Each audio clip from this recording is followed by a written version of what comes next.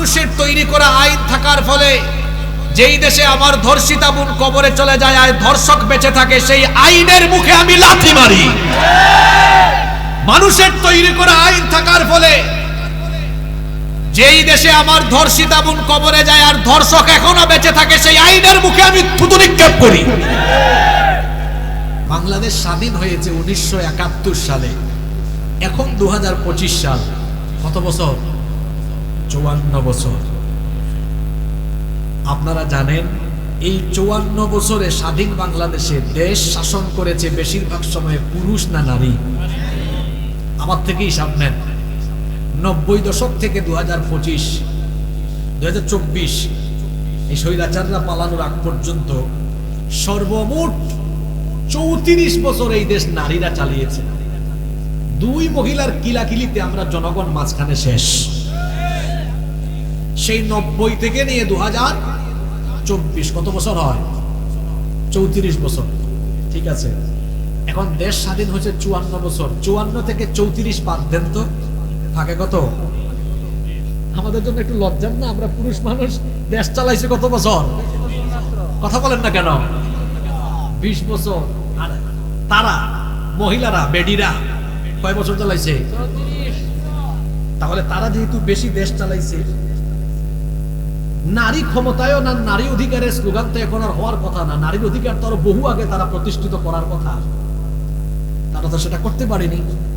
বরং দেখা গিয়েছে নারীর এত ক্ষমতায়নের পরেও এই দেশে নারীরা সবচাইতে বেশি লাঞ্ছিতা, বঞ্চিতা এবং বিভিন্ন জায়গায় অসম্মানিত হয়েছে। এই 34 বছরে নারীরা শুধু দেশই চালায়নি। আপনি দেখেন সরকার প্রধান নারী, বিরোধী দলীয় নেত্রী নারী, স্পিকার, স্বরাষ্ট্রমন্ত্রীও নারী ছিল, ছিল না? পররাষ্ট্রমন্ত্রীও নারী ছিল, শিক্ষামন্ত্রীও নারী ছিল। এত ক্ষমতা থাকার পরেও তারা কি 34 বছর দেশ চালাইয়া বাংলাদেশের ধর্ষণ বন্ধ করতে পেরেছে? বলেন, বন্ধ করতে পেরেছে? গত রমজান মাসে আপনারা জানেন মাগুরায় আসিয়া ছোট্ট এক বোনকে একই পরিবারের 3 নরপিশাচ ধর্ষণ করে যেভাবে তাকে নির্মমভাবে শেষ করেছে, আমাদের হৃদয়কে তা ব্যথিত করেছে। মানুষের তৈরি করা আইন দিয়ে এই দেশ 54 বছর ধরে চলে, নাকি আল্লাহর আইন দিয়ে চলে? জোরে বলেন, কার আইন? মানুষের তৈরি করা আইন দিয়ে এই দেশ চলে। নারীরাও এই আইন দিয়ে দেশ চালাইছে 34 বছর।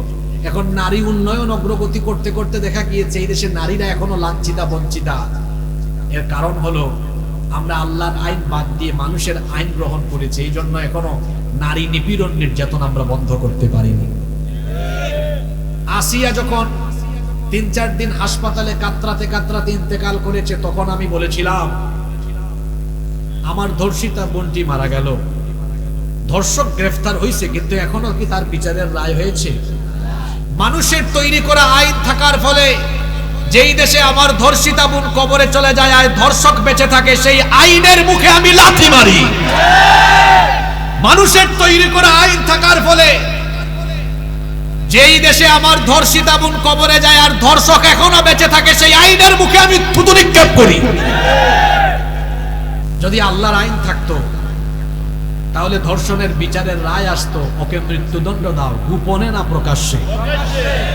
আপনারা বলেন তো, এই দেশে একজন লম্পট, একজন চরিত্রহীনের, একজন ধর্ষকের মৃত্যুদণ্ড যদি বাইতুল মুকাররমে জনসম্মুখে দেওয়া হয় আর সকল টেলিভিশন চ্যানেল লাইভ টেলিকাস্ট করে, সরাসরি সম্প্রচার করে, এই একটা কুরআনী বিচার দেখে, এই একটা কুরআনী বিচার দেখে এই দেশে যতগুলো চরিত্রহীন লম্পট আছে সব দেখবেন তারের মতো সুদা হয়ে যাবে। মানুষের তৈরি করা আইন দিয়ে 54 বছরে আপনারা বাংলাদেশে নারী নির্যাতন বন্ধ করতে পারেন নাই। 34 বছর নারীরা দেশ চালিয়েছেন, নারী অধিকার প্রতিষ্ঠা করতে পারেন নাই, কোনোদিন পারবেন না। পারবেন তখন মানুষের তৈরি করা আইনকে লাথি দিয়ে বঙ্গোপসাগরে নিক্ষেপ করে আল্লাহর কোরআনের আইনকে পার্লামেন্টের আদালতে পৌঁছায় দিতে হবে। তখনই নারীর অধিকার প্রতিষ্ঠা করা সম্ভব।